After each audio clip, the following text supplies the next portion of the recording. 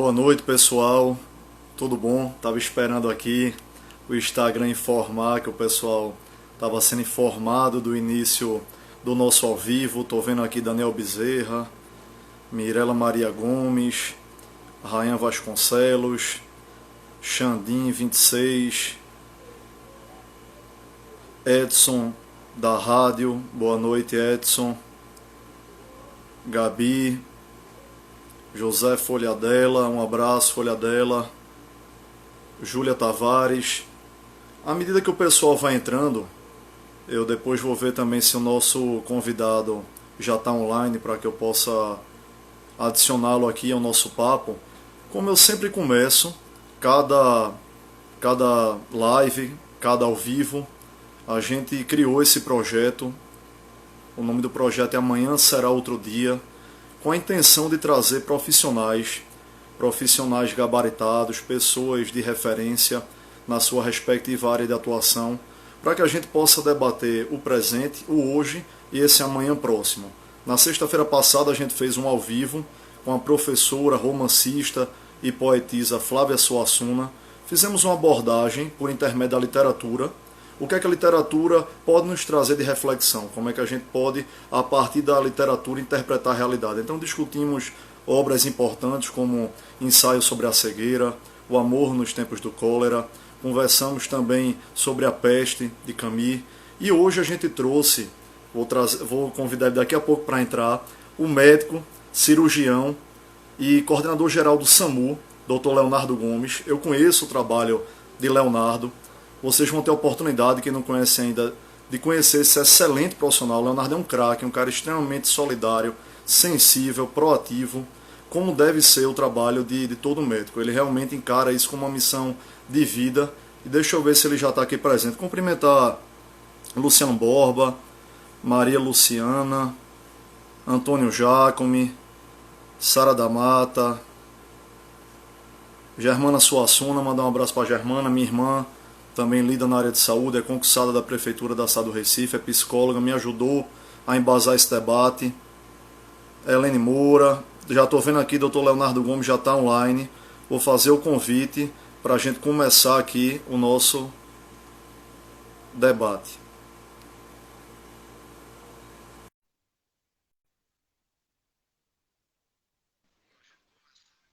Olha ele aí, grande doutor Leonardo. Seja bem-vindo, amigo. Me escuta bem? Escuto sim, tá me ouvindo bem? Alô? Ótimo. Tá conseguindo me escutar? Tá conseguindo me ver? Tudo direitinho? Tudo certo, João, tudo bom. Tudo bem? Boa noite. Boa noite, pessoal. Pedir para o pessoal que está. Um abraço para Jorge Guzmão, dando um alô aí para doutor Leonardo. O pessoal acene aí, se tá, dá um legalzinho, dá um tchauzinho. Quem está conseguindo me ver bem, está conseguindo ver doutor Leonardo bem. É um ao vivo, então a gente também depende um pouco da capacidade da internet, mas acredito que vai dar tudo certo. Mandar um abraço para Roberto Amorim também. Pessoal, eu vou começar aqui, antes de passar a palavra para o doutor Leonardo, trazendo para o cunho pessoal, eu próprio, recentemente, inclusive, eu não diretamente, mas a minha família, a gente fez uso do trabalho do SAMU, e eu posso dizer para vocês que, às vezes, até fazendo uma meia-culpa, o cidadão termina que só atenta para a importância do serviço quando precisa. E eu acho que um dos intuitos também desse debate é que o trabalho do SAMU, o trabalho desse grande corpo de profissionais que está envolvido, seja também melhor explicado. E, como eu disse, essa experiência que eu tive no tom e no campo pessoal foi através da minha avó Dalva, a mãe da minha mãe. Ela passou mal já nesse período de coronavírus, de pandemia. A gente ficou muito preocupado com ela e a gente ficou com medo até de levá-la para o hospital e talvez até assim, como ninguém é da área de saúde, levá-la para o hospital de forma talvez não pertinente ou infundada. O SAMU chegou lá, fez toda a avaliação, prestou os cuidados necessários e avaliaram que efetivamente ela tinha que ir para um hospital. Ela foi para o hospital e foi muito bem atendida lá também. Então, assim, eu quero passar a palavra para Leonardo, perguntando o seguinte: doutor Leonardo, antes de a gente começar efetivamente essa nossa live, essa nossa conversa, contar um pouco da sua história. Eu sei que você não é nascido em Pernambuco, não é nascido em Recife, mas Pernambuco e Recife adotaram você e você adotou também esse estado, essa cidade, você é nascido na Bahia. Como foi que você teve essa ideia, como foi que você enxergou essa vocação de pensar assim, vou fazer medicina, vou cuidar das pessoas, e como foi que você chegou depois dessa caminhada aqui no nosso estado e na nossa cidade? Oi, João, boa noite a todo mundo que está nos assistindo aí. Dizer que para mim foi um imenso prazer, uma imensa honra esse convite que você me fez, te parabenizar pela iniciativa. Eu acho que o momento que nós estamos vivendo é um momento que ações como essa que você está fazendo, essas lives, para a gente trazer outras informações, né? Eu acho que a gente precisa ir além da pandemia. Eu sou um baiano, eu nasci no interior da Bahia, né? É uma cidadezinha bem pequena, chamada Itapetinga. É uma cidade que tem 80 mil habitantes. Estudei medicina em Salvador, na Bahia, na capital. Eu sempre falo que se eu não pudesse ser médico, eu não seria outra coisa, porque eu nunca fiz nem teste vocacional. Eu sempre quis ser médico, desde pequeno. E sempre me imaginei ser médico, sempre me imaginei ser um cirurgião.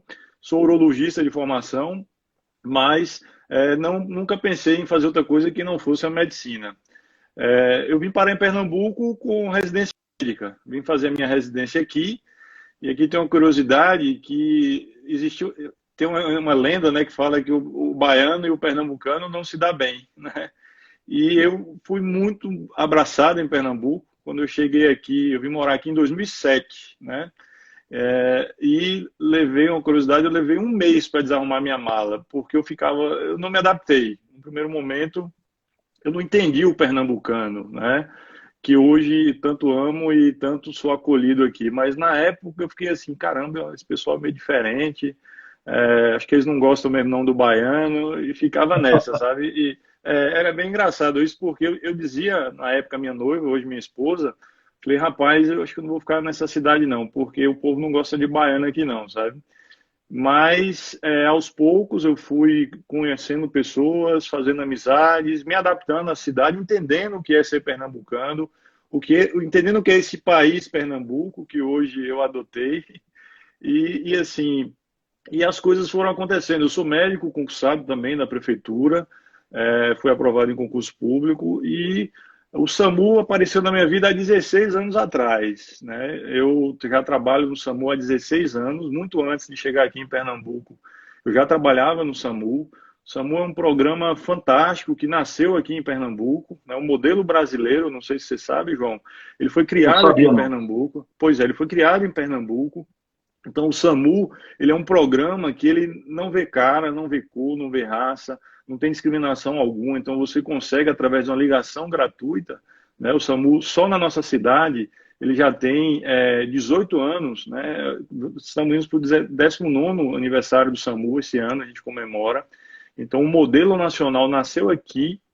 Na época, o secretário de Saúde era Humberto Costa, que virou ministro e levou esse modelo. Então, foi através de pernambucanos que hoje existe um modelo nos 26 estados do Brasil, né? Então, mais o Distrito Federal. Então, o SAMU é um programa que você consegue, através de uma ligação, levar o socorro. Imagine você de um médico, um enfermeiro, um técnico de enfermagem, um condutor socorrista, até a porta de quem precisa. Então, você leva uma medicina de ponta, com todos os equipamentos necessários, UTI móvel, nós temos motocicletas, nós temos helicópteros. Quem imaginava isso, né? O SAMU poder fazer um salvamento, né, com helicópteros da Polícia Rodoviária Federal, da Polícia Militar. Então, assim, o SAMU atingiu a maioridade, atendendo muitas pessoas e salvando a vida de muita gente, né? Fazendo diferença para essas pessoas, né? E assim, que bom que a sua avó está bem, que a gente pôde ajudar, pôde atender, mas esse é o nosso papel. Então, assim, eu sou um cara hoje muito satisfeito e alegre em morar e ter grandes amigos e ter minha família criada. Eu tenho uma filha pernambucana, né? Minha filha mais nova nasceu aqui. Então, eu sou muito feliz no que eu faço e onde eu moro. Doutor Leonardo, eu confesso até que, por uma questão tecnológica agora, eu tinha separado um texto seu, e aí eu não atentei, na verdade, que eu não tenho como Não ler vai o texto conseguir pelo ler. celular, porque o celular está aberto na live.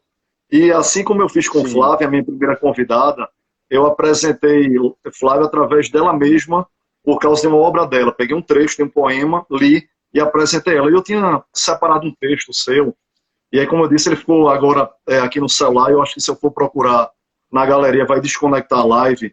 Mas eu conheço o seu trabalho, conheço sua atuação, mas eu fiz questão de me aprofundar na sua vida, no seu trabalho. E aí fui lá, zapeando e procurando no Instagram. E eu achei esse texto, se eu não me engano, o texto é de 2016.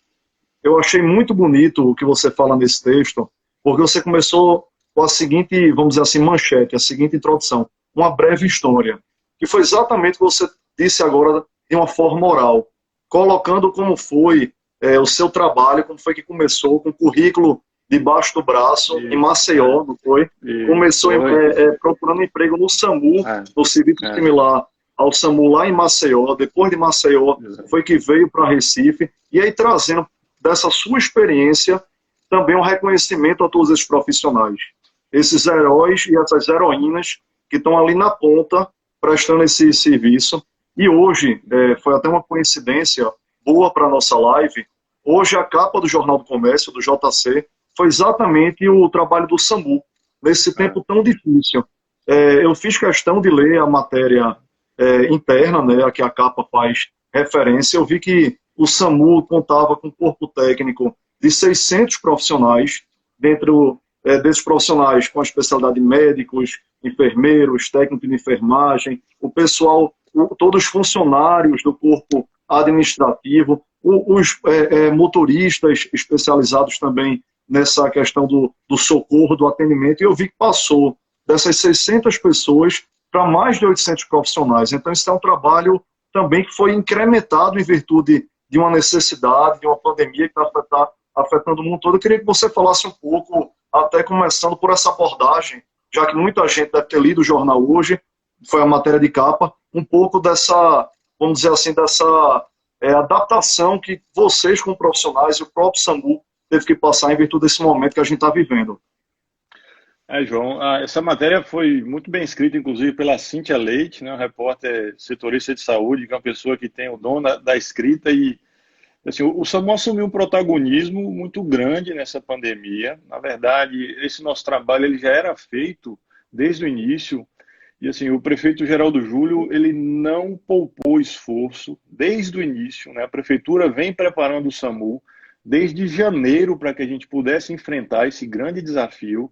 Nós estamos falando de um colapso mundial, né, de um número de pessoas doentes, pessoas morrendo em todo o mundo, um inimigo que é invisível, João, um inimigo que a gente não escuta, não o vê, entendeu? E ele tem sido muito perverso com as pessoas no nosso país, na nossa região e onde a gente mora. Então, o vírus, esse coronavírus, ele tem trazido um adoecimento rápido.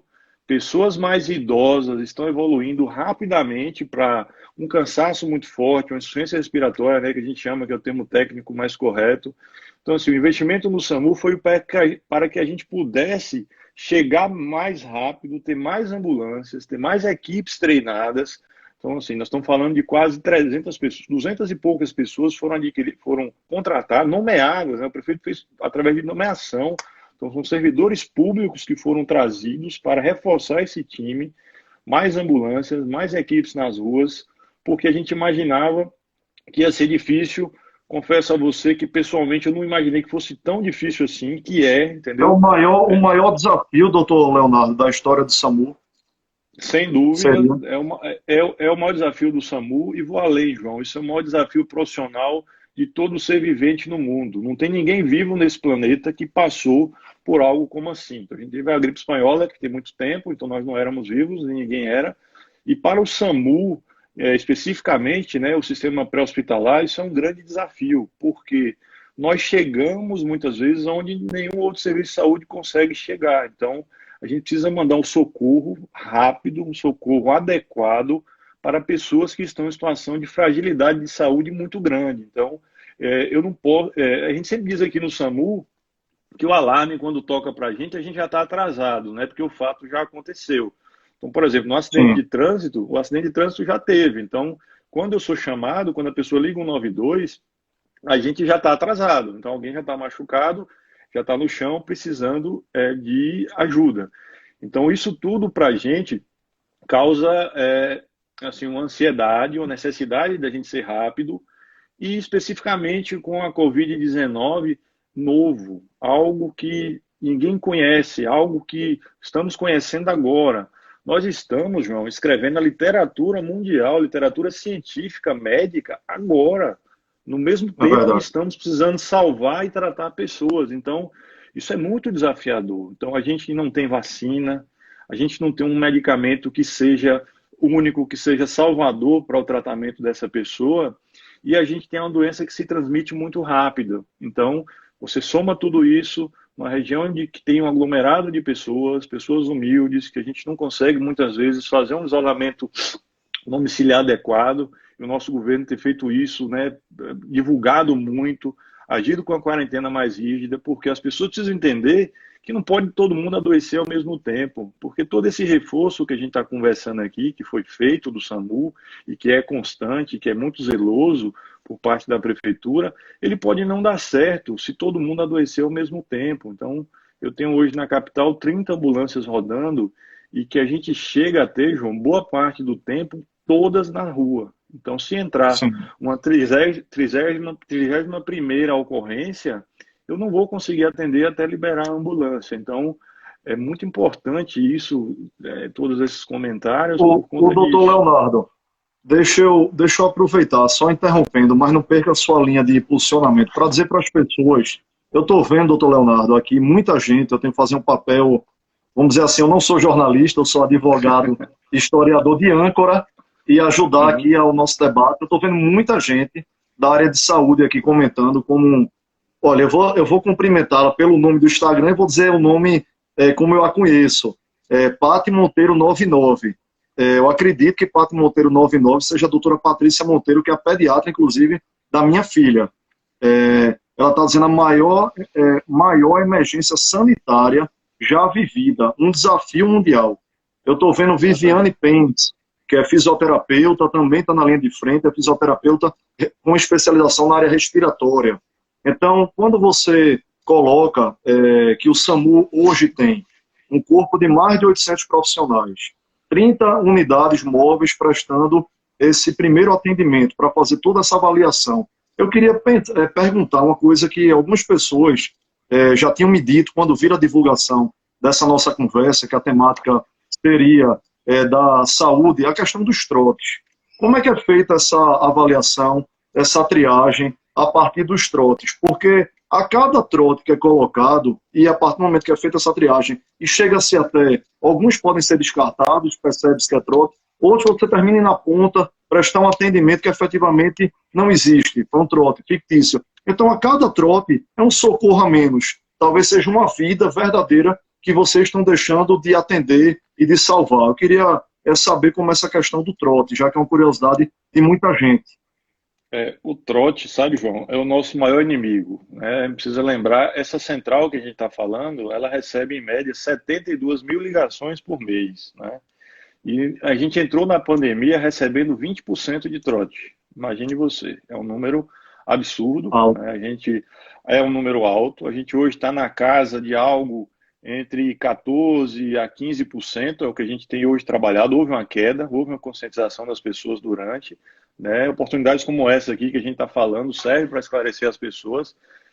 Mas o trote é o inimigo, porque assim, nós temos leis, mais de uma lei, inclusive, tem uma lei recente estadual que prevê punição, né? Paga no bolso, a pessoa vai sentir no bolso, vai ficar com o cadastro sujo, né? Não vai ter acesso aos benefícios do governo, né? Como Bolsa Família, BPC, um bocado de coisa.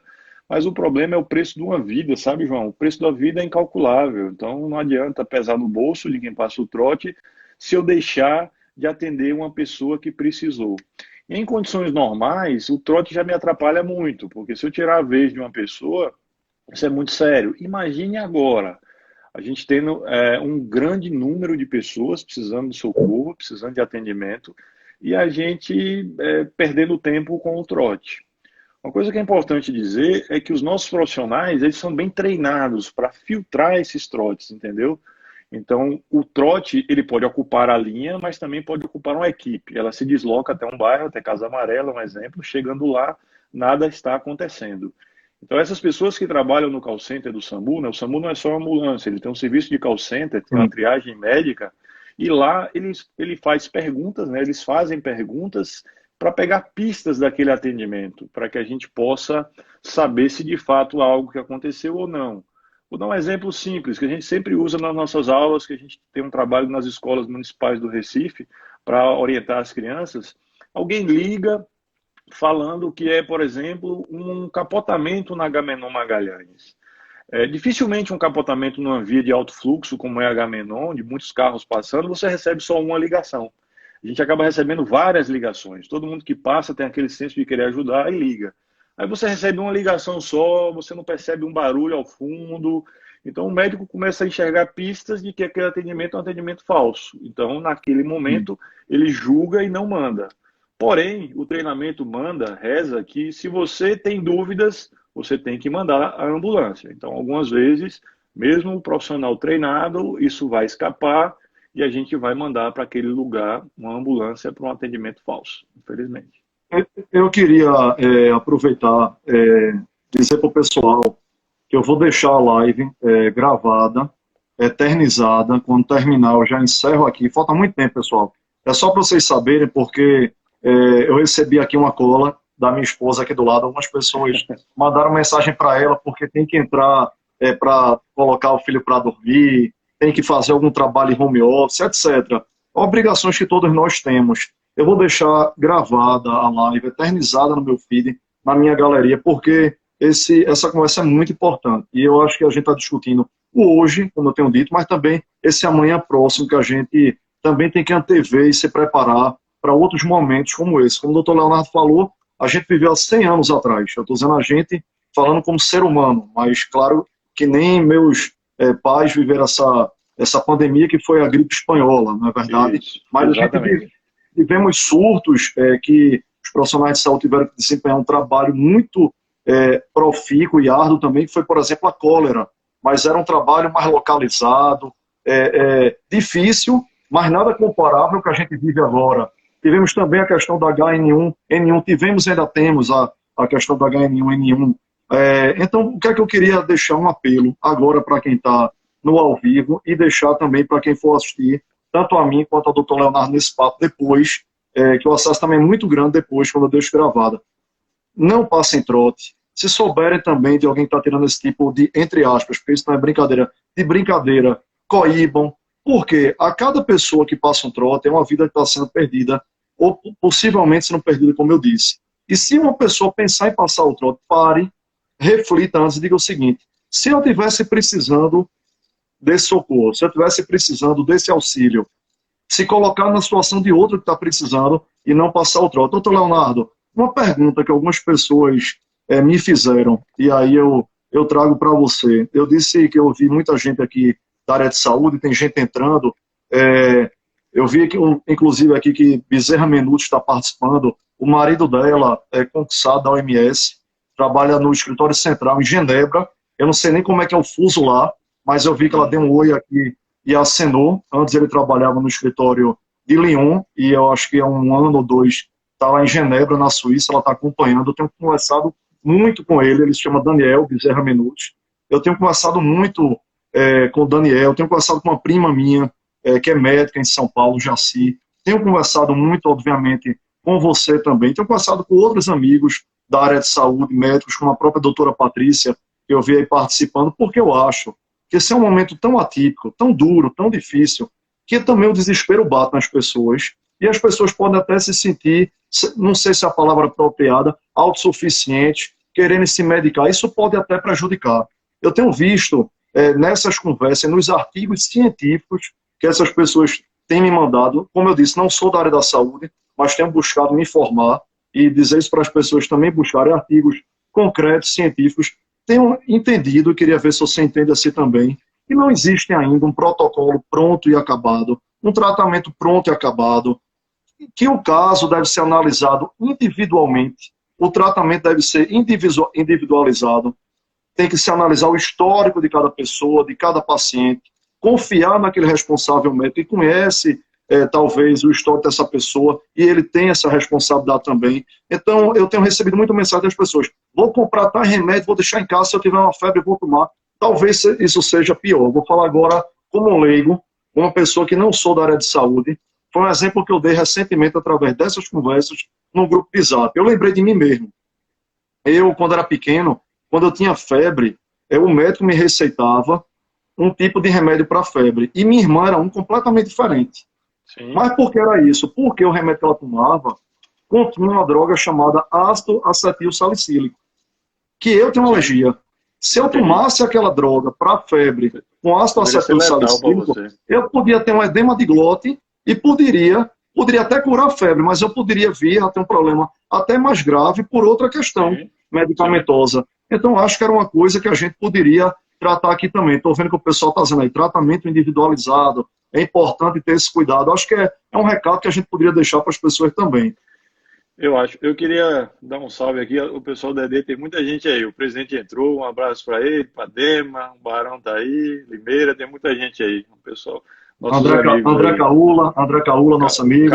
Caolo entrou também, um abraço para ele. Assim, sabe, João? É da natureza humana, e assim, importantíssimo a sua colocação. É na natureza humana a gente, num momento como esse, nós estamos tratando de algo desconhecido, algo que nos assusta. A gente procurar, tentar buscar algo que seja a pílula que cure tudo, né? Ou a injeção, ou o soro. Então, assim, é aquela história, né? A gente bate o desespero, né? Muitas vezes da população e do leigo que não sabe e se acredita em coisas que devam se resolver. É importante dizer, nós não temos isso para o coronavírus. Não existe. Hoje, a ciência, a literatura mundial recomenda o que você acabou de falar. Você não é médico, tá certo? Mas você falou algo de muito bom senso e que deve ser feito. A pessoa que tem um adoecimento, ela precisa procurar um tratamento médico com um profissional regulamentado e que vai lhe indicar o mais apropriado para você. Isso tem sido feito, a boa prática médica permite isso, para que a gente possa fazer o que é adequado, o que a ciência me respalda, o que a ciência me indica, para que naquele momento, para você, isso sirva.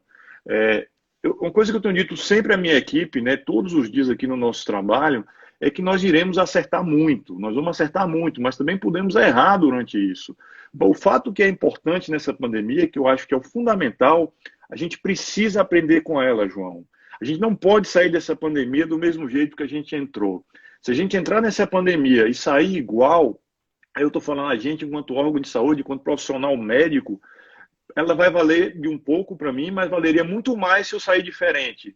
Se eu aprender com ela, se o meu amanhã, como é o tema, né, das suas lives, a gente puder enxergar de uma forma diferente.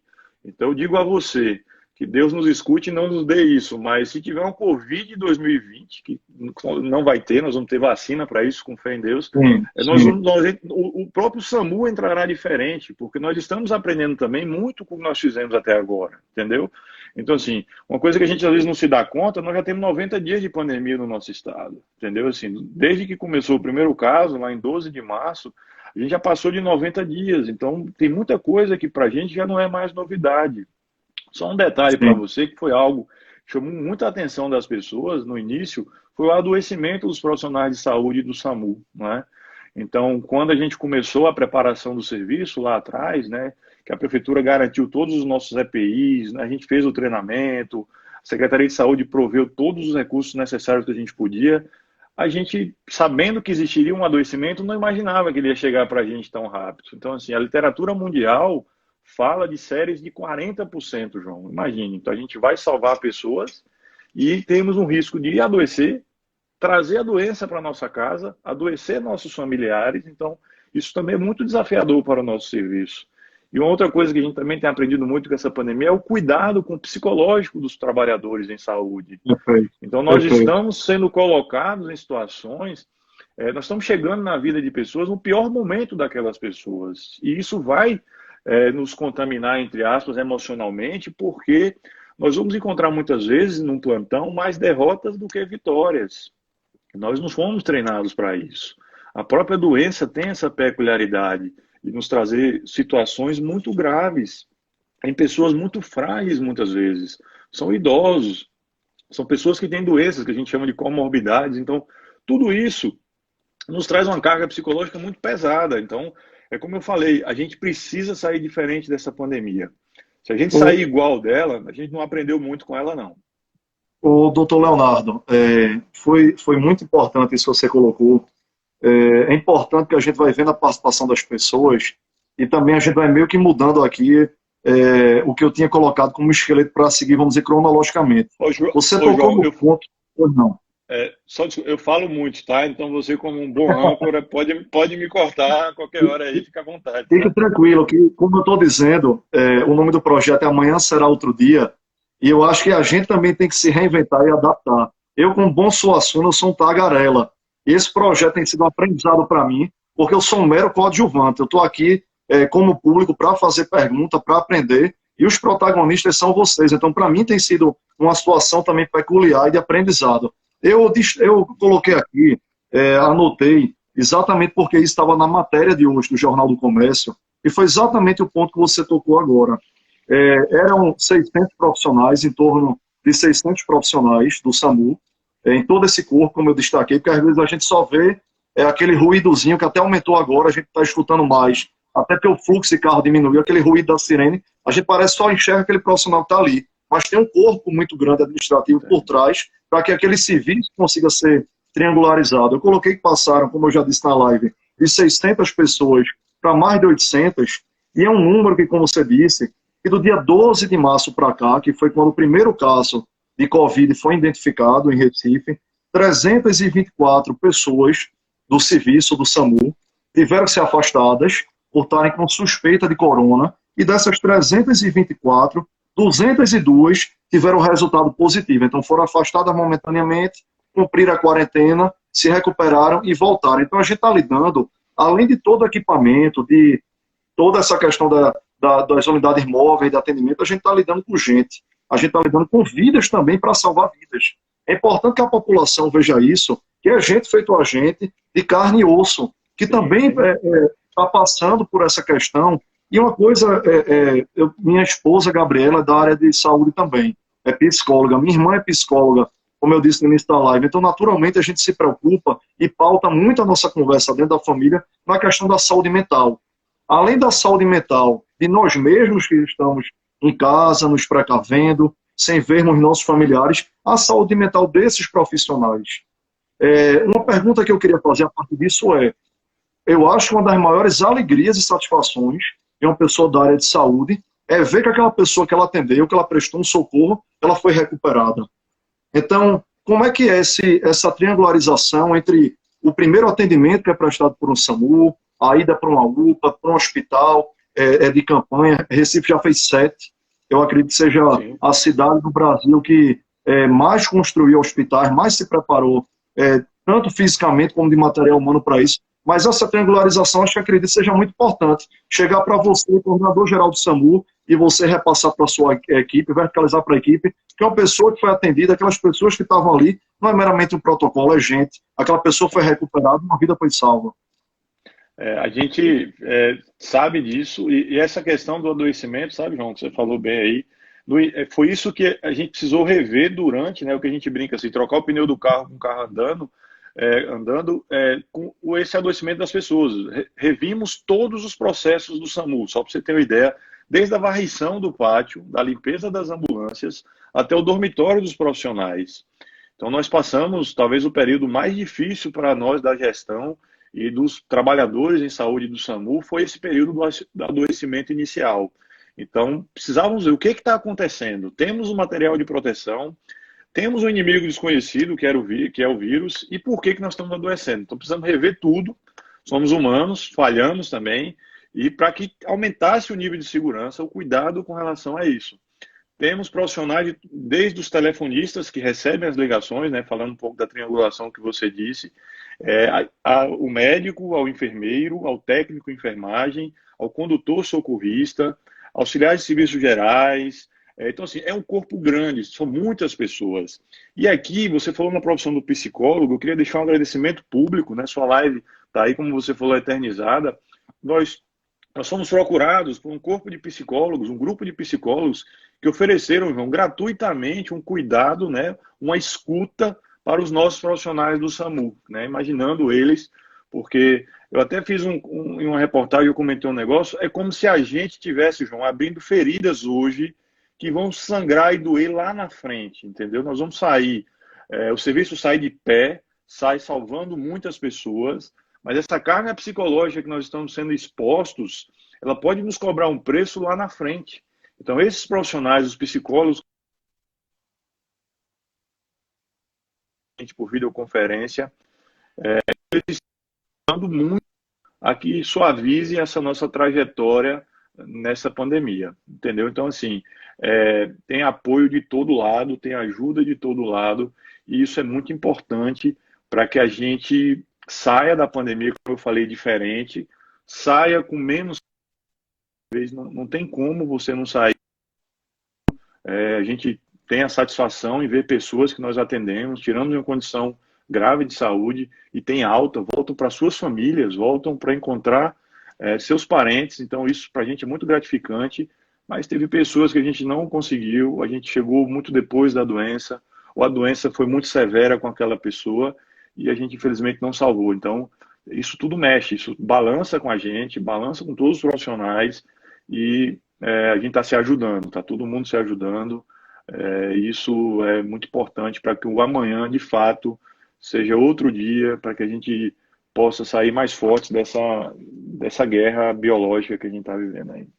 O doutor Leonardo, para você ver como nosso papo, sem falsa modéstia, mas muito mais por vocês, participantes, que eu convido e tem aceitado, a gente já tem 5 participantes pactuados para as próximas semanas. Isso é algo que algumas pessoas têm nos perguntado, sempre vai ser às 19h30.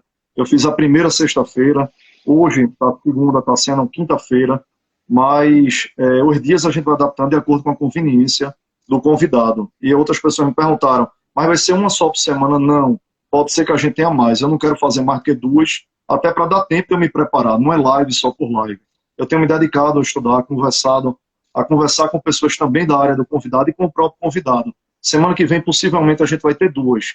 Mas, como eu disse, sem falsa modéstia, para a gente ver como esse é um papo importante e que as pessoas têm buscado também participar. Eu estava vendo aqui, enquanto você falava, escutando você atentamente, mas eu estou vendo os comentários das pessoas. O secretário de Planejamento do Estado do Paraná, Valdemar, falou aqui 2 vezes e está vendo a nossa live. O secretário de Planejamento do Estado do Paraná está participando para poder, quem sabe, colher, não é, ideias, sugestões de experiências nossas aqui. Eu acho que o que está sendo feito, seja numa cidade, seja no estado ou fora do Brasil, a gente tem casos que começaram, inclusive, antes do nosso, de forma antecedente em outros países, a gente tem que replicar mesmo e adaptar para a nossa realidade. Então, esse intercâmbio, em nome de Valdemar, que eu consegui identificar aqui, secretário de Planejamento do Estado do Paraná, cumprimentar todo mundo, secretários, gestores, profissionais das mais diversas áreas, a população em geral que está aqui participando. Doutor Leonardo, eu coloquei algumas frases, como eu disse, eu dei uma zapeada, o texto não tinha transcrito na íntegra, porque era um texto grande seu, eu tinha dado o famoso print, mas algumas frases eu fui pegando nas suas publicações, e eu acho que elas resumem muito do que a gente está conversando aqui. Eu vou ler algumas delas e você pode até, a partir dessas frases, eu acho que algumas são suas, outras você pode ter aspeado e colocado lá no Instagram.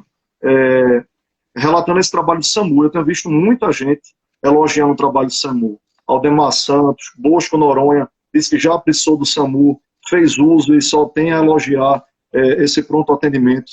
Uma coisa que ele estava lá no seu Instagram, o pior dia da sua vida pode ser o nosso melhor dia de trabalho, se referindo ao trabalho desses profissionais. O que essa frase quer dizer?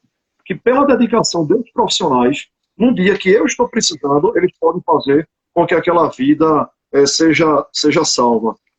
Somos vencedores às vezes, mas em equipe podemos ganhar constantemente. Eu acho essa frase fenomenal, porque isso é, entre aspas, uma obviedade, mas não no sentido depreciativo do termo. Mas é uma coisa que no dia a dia a gente esquece. Num trabalho como esse, como a gente está dizendo, numa guerra invisível, num inimigo invisível, se a gente não tiver união, solidariedade, empatia, essa capacidade de a gente se colocar no lugar do outro, a sensibilidade, não julgar antes de ter um pleno conhecimento. Eu tenho visto algumas coisas na internet, eu acho que até um momento de desespero, a internet pode ser uma grande amiga, mas pode ser uma grande inimiga Então pode levar ao desvirtuamento de alguns debates, de algumas questões importantes. A gente nunca pode esquecer que melhor do que um trabalho individual é um trabalho coletivo, é um trabalho com respeito. Então essa frase sua eu achei fundamental. O nosso inimigo é invisível, mas as nossas ações não serão. Sempre, aí você dizendo lá no Instagram em outro momento também, sempre estivemos, o trabalho de SAMU, veja que negócio interessante, pessoal, sempre estivemos contra o tempo e o inesperado. Agora estamos contra o invisível. Então, a partir dessas frases, eu queria passar novamente a fala para você, porque eu estou vendo muita pergunta aqui, e até uma forma também de eu poder indo e lendo aqui, instruindo nossa conversa, nosso debate.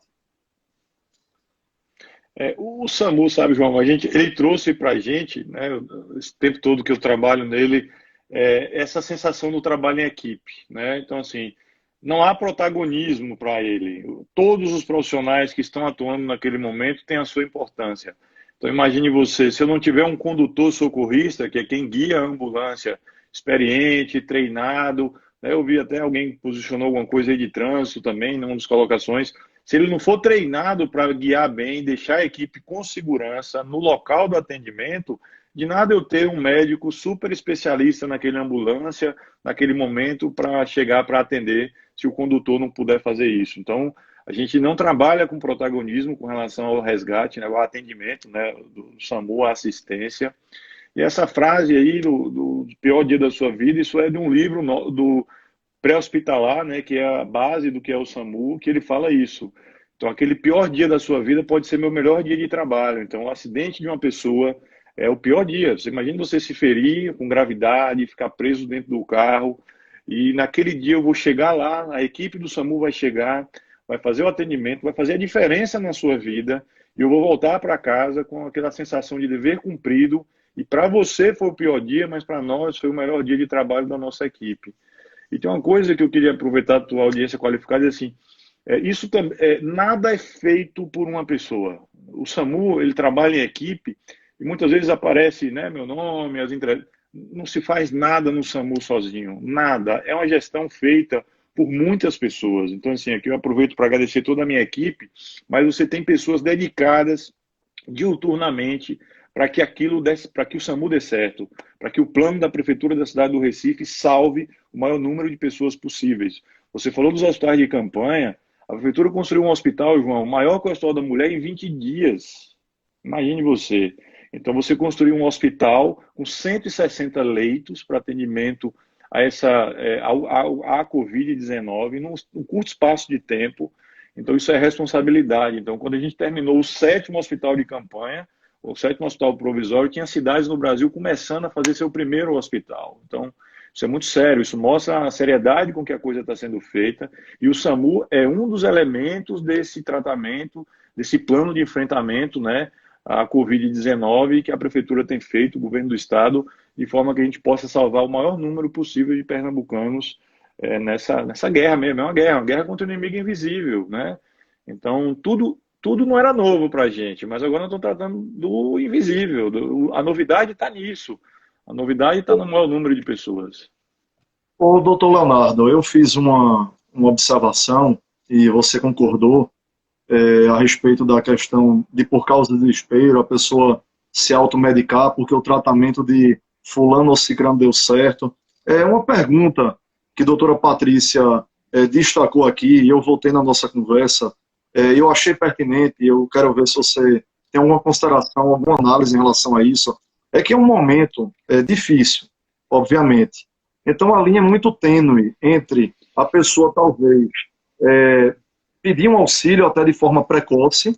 Veja, pode parecer uma coisa contraditória ou antagônica que eu estou dizendo, mas veja, ou pedir o auxílio de forma desarrazoada ou precoce, ou a pessoa com medo de pegar o corona, mas ela já está com corona, ficar esperando em casa, uns sintomas muito claros do corona, febre alta, a tosse seca, a dor de garganta, entre outros, falta de ar, esses sintomas claros que a gente tem do corona, ela deixar para pedir o auxílio em última instância e talvez não ser mais possível essa recuperação, vamos dizer assim. Então, talvez seja a fórmula mágica que não existe.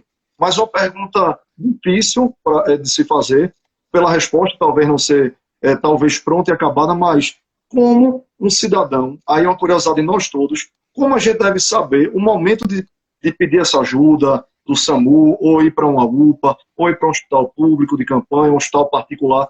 Como é que a gente deve saber o momento ideal, se é que essa é a palavra apropriada? Tá. O SAMU está reservado nesse período da pandemia para os casos de maior gravidade, né? Os casos mais leves, nós temos o aplicativo do Atende em Casa, que a pessoa pode entrar, né? O atendecasa.pe.gov.br, que é o aplicativo criado pelo governo do estado, pela prefeitura da cidade do Recife, para que você preencha lá informações, justamente para que eu identifique se meu caso é um caso leve ou um caso grave. Então, havendo suspeita de gravidade, você será redirecionado a fazer ligação no 92 ou cairá na central para que o médico, que é o profissional mais adequado para o atendimento, faça essa análise. Em dúvida, em caso de dúvida, você não sabe se aquele sintoma é algo suspeito ou não, se aquele sintoma é algo grave ou não, você vai ligar para 192, vai falar com um profissional médico que vai fazer uma espécie de entrevista, como se fosse uma entrevista num consultório médico, para ele identificar isso. Eu vi que algumas pessoas colocaram aqui que como se estivesse chegando mais tarde ou mais cedo. Essa doença, João, ela tem evoluído rapidamente muitas vezes. Então, tem pessoas que nós vamos na casa, para você ter uma ideia, hoje, fazemos um atendimento, por exemplo, um idoso, né, que a doença tem sido muito perversa com o idoso. A gente vai hoje na casa daquele idoso, ele está bem, sem indicação de ser transferido. Não, deixa ele isolado, cuidados normais, remédio para febre, alimentação boa e tal. E a gente retorna, João, às vezes 24 horas depois. E aquele mesmo idoso que estava bem, está gravíssimo no dia seguinte. Então, isso também é do comportamento da doença. Acho que é importante a gente saber isso. Então, nós temos tido esse feeling, né? Essa percepção para que a gente consiga identificar sintomas de gravidade. Havendo necessidade de sintomas de gravidade, havendo existência de sintomas de gravidade, a nossa equipe é treinada para fazer a abordagem, fazer o atendimento e levar para a rede mais adequada para receber aquele paciente. Essa questão, sabe, da automedicação, do que serve para mim, pode servir para você, isso é condenável. A gente não pode aceitar isso. Eu tenho percebido muito, com muita tristeza, inclusive, uma certa não partidarização do tratamento, mas assim, tipo um jogo de futebol, sabe? Torcida. Gente, não tem torcida nessa hora. Não é quem está torcendo para esse contra aquele tratamento. A gente precisa saber o que está respaldado, o que é adequado para cada pessoa. O médico ele tem total liberdade para fazer sua prescrição, para adotar aquela medicação que ele julga que seja mais correta para aquele caso, mas principalmente o não profissional de saúde, o não médico, ele não deve estar prescrevendo.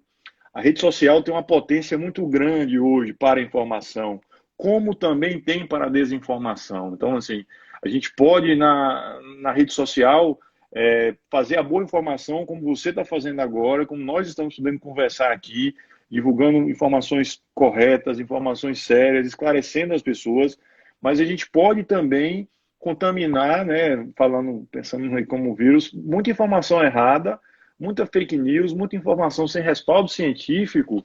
Informação errada contamina na mesma velocidade que o vírus. Pois é, cara. E às vezes, sabe, João, a gente não consegue desmentir aquela informação. Então, você tem estudos hoje que já mostram que até um determinado momento, né, o próprio New England, né, que é um jornal super respeitado internacionalmente aí, que traz que se você não agir rapidamente com a contra-informação, vira verdade, cara. Eu vou dar um exemplo aqui. Não sei se ele está assistindo, que é meu pai, sabe? Meu pai não é muito fã de rede social, mas minha mãe pode estar aí assistindo, minha família está assistindo, meus filhos, minha esposa, né? Vou mandar um beijo aqui para todos eles. Mas meu pai, às vezes, eu tenho um trabalho com ele, sabe? Porque é teimoso e seu Zé Leito, né? Que é o apelido dele. E eu preciso dizer, meu pai, isso não é verdade. Não, mas tem um grupo, o Google está dizendo, existem informações em Facebook e em outras redes sociais que é verdade. E aí você não consegue desfazer. E muitas vezes drogas ou tratamentos que não são consolidados podem levar a riscos muito sérios de saúde, muitas vezes até pior do que a própria doença. O exemplo que você usou, cara, do ácido acetil salicílico, cara, você podia ter morrido, você tendo alergia, você é uma criança ou até você é um adulto, você administrando uma droga que foi excepcional para sua irmã, salvou a vida da sua irmã, mas poderia ter tirado a sua vida. Então, não cabe isso de forma nenhuma. Por causa disso, fazendo um adendo a essa conversa nossa, dizer para as pessoas que antes de replicarem qualquer conteúdo, tentar buscar na fonte a veracidade daquilo ali. O Estado de Pernambuco, o município de Recife, não tem retirado de hospitais ou de farmácias nenhum tipo de medicamento. Como a Não. gente disse, o tratamento é individualizado, o médico responsável por aquele paciente, ele vai prescrever, vai explicar a situação. Inclusive, o Estado de Pernambuco tem adquirido medicamentos para colocar a disponibilização desse corpo médico, desse corpo da saúde, para esse determinado específico paciente. Dizer para vocês aqui que me avisaram, a gente tem 10 minutos ainda, o papo está sendo excepcional, acho que a gente teria conversa para passar mais 1, 2 ou 3 horas aqui, mas perguntem para aproveitar essa parte final. Muitas das minhas falas eu não consigo, às vezes, nominar, mas muitas das minhas falas aqui eu estou embutindo a partir do que eu estou lendo aqui. Aí eu vou lendo, vou juntando, às vezes 1, 2 ou 3 perguntas em uma só, para ficar até mais fácil e transcorrer melhor o debate. Doutora Patrícia tem participado muito, tem falado da questão do bom senso, do momento que requer de união. A gente tem visto em vários países, independente do olhar da gestão pública, ideológica, a gente tem visto os países unidos em torno de um inimigo único que é o vírus. É um momento que a gente deve pedir às pessoas uma unidade nacional, um cuidado na forma de tratar isso, muito acima de qualquer questão política. Olha, eu falo isso, eu sou gestor público, eu sou advogado, eu sou historiador, mas eu sou gestor público também. Acima de qualquer questão política, tem uma questão de saúde pública. Então, é esse a primeira coisa que a gente deve ter em mente para conversar. Deixa eu ver aqui, a partir do que o pessoal tem perguntado. O pessoal tem perguntado, doutor Leonardo, se existe um perfil ou uma regra geral mais padronizada desses pacientes que vocês têm feito esse primeiro atendimento através do SAMU. Como é que é isso? É, especificamente com relação ao corona, né, o novo coronavírus, o perfil é mais idoso, né? É uma doença que também tem sido também muito pacientes que têm obesidade e que têm comorbidades, tem chamado muita atenção, principalmente os pacientes que têm evolução desfavorável, né, que vão a óbito. Tem muito paciente com obesidade, paciente com hipertensão, né, pressão alta descontrolada, diabetes. Mas no idoso é muito triste isso, sabe, João? A gente pega o perfil dos atendimentos nossos mais graves, os pacientes idosos largam de forma muito grave, né? Se apresentam com a forma da doença de forma muito grave. Acho que o Bruno colocou aí uma coisa que eu acho que é importante a gente falar aqui, é como a gente vai sair diferente dessa pandemia. Eu vou lhe falar enquanto profissional de saúde, enquanto gestor também do SAMU, e o que eu vejo, a gente sai completamente diferente, João. Eu trabalho em hospitais também, eu não só trabalho no SAMU, e assim, eu percebo que a minha rotina mudará, né? Então, assim, eu sou cirurgião, sou urologista, então determinadas ações que eram feitas que a gente muitas vezes nem acreditava, não, isso aqui está tranquilo, a questão da higiene, né, em questões como outras, durante a cirurgia segura, você ter cuidado com o paciente, orientar em muitas situações, então assim, muda tudo, cara. Eu acho que não dá, como eu falei, se a gente sair igual dessa pandemia, ela vai deixar muito pouco na vida das pessoas. Mas uma mensagem que eu acho que é fundamental. Vai passar. Isso é importantíssimo. A gente foca muito no hoje e a gente é muito imediatista quando procura a droga, quando procura o tratamento certo. Mas a gente precisa olhar lá na frente também, saber que isso é uma passagem, que nós vamos superar, nós vamos vencer essa doença. Então, as medidas que estão sendo tomadas e foram feitas são muito responsáveis para que a gente possa vencer essa doença, para que a gente possa superar esse momento, olhar lá na frente. Então, acho que tudo isso é algo que temos que ver, temos que olhar lá na frente Nós vamos voltar a dar abraço nas pessoas que a gente ama, voltar a estar convivendo socialmente, pegar na mão do nosso amigo, da nossa amiga, nosso colega de trabalho, mas, assim, temos que ter paciência, temos que ter responsabilidade e temos que ter todo o cuidado para superar esse furacão que a gente está, nesse momento, passando. Doutor Leonardo, eu acho que a gente tem que tirar tudo na vida, é um momento de extrema dificuldade, ninguém vai tapar o sol com a peneira, uma dificuldade, como eu disse, mundial, não é local, mas tudo na vida a gente tem que tentar tirar um aprendizado. Por isso que eu criei esse projeto com esse intuito, e a gente discutiu hoje de forma muito sensível, muito cuidadosa, mas tentar tirar esses aprendizados.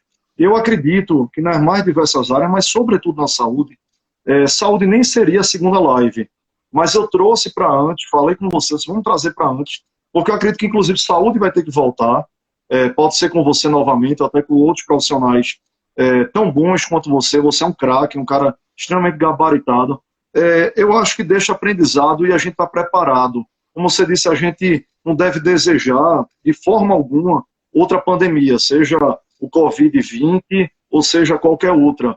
Mas com essa estruturação que foi feita, e quando eu faço estruturação, como eu digo, não é só a parte arquitetônica, física, que claro, exige um gasto enorme. No momento de diminuição de arrecadação, você tem que fazer um incremento e um aumento brusco de despesa, de gasto, mas pensando em salvar vidas, isso é muito nobre de um gestor, de uma pessoa que está ali com esse poder de decisão para o bem das pessoas. Mas a partir desse momento, como eu dizia, de dificuldade, eu acho que todos nós temos que nos ressignificar, raciocinar, pensar. Por exemplo, na parte de saúde, eu queria escutar de você se você acredita, como eu tenho visto de outras áreas, se a partir disso já está havendo e vai ficar e se consolidar, não é algo que quando a pandemia passar, a gente vai esquecer, um fortalecimento da rede, não é verdade? Em todos os seus aspectos, a questão da atenção primária, essa triangularização entre os profissionais da área de saúde, a gente utilizar a tecnologia, os protocolos de atendimento a serviço dos profissionais, do cidadão. Eu tenho visto isso muito intimamente na atuação de vocês. Eu queria que você trouxesse um pouco isso para o cidadão, para a população, para todas essas pessoas que estão aqui ao vivo com a gente. Nós estamos fazendo obras físicas, né, como você falou, que isso é legado. A gente trabalha muito lá no SAMU e na prefeitura e com a Secretaria de Saúde, que temos que fazer legado também, sabe, João? A gente tem que deixar muita coisa que está sendo feita é coisa provisória, é importante dizer isso também, até porque a demanda de saúde pós-pandemia voltará a ser a normal, os desafios diários que nós tínhamos antes da pandemia. Mas muita coisa que está sendo feita é legado, é coisa para a população, para a nossa cidade, para o nosso estado. E o SAMU, ele está também nessa linha de que muitos dos processos que estão sendo feitos agora, de aquisições, de tecnologias que foram integradas ao serviço, ficarão. Então, não vai, terminou o corona, terminou o papel, não de forma nenhuma. A gente sabe de muita coisa que está chegando, que está ficando. Como eu falei, os erros serão de aprendizado, a gente precisa aprender com esses erros também para corrigir, maximizar a ação do serviço, essa escuta da população, ela tem sido muito importante para a gente tem aprendido muito. É um grande inimigo, é o maior inimigo que a gente já teve. Então, assim, desde a criação do SAMU, e como você falou, de qualquer ser vivo desse mundo. Então, isso não é exclusividade do Brasil. Eu acho que nós tivemos uma vantagem, e essa falta de unidade nacional é muito ruim para a gente, porque nós tivemos a oportunidade, João, de ver isso acontecer em outros países, bem antes da gente. Então, quando a gente poderia estar nos preparando, a gente teve que deixar de lado arengas, coisas que só fizeram nos atrapalhar e que, na verdade, Doutor Leonardo, desculpa. Para eu eternizar a live, eu tenho que acabar ela em 60 minutos. Tá. Eu estou vendo aqui que faltam 15 segundos. 15 segundos. Um abraço. Eu queria, de verdade, agradecer a você, agradecer a todas as pessoas que participaram. Não dá para cumprimentar todo mundo, mas a gente leu os comentários. Dizer que vamos manter o sentimento de sonho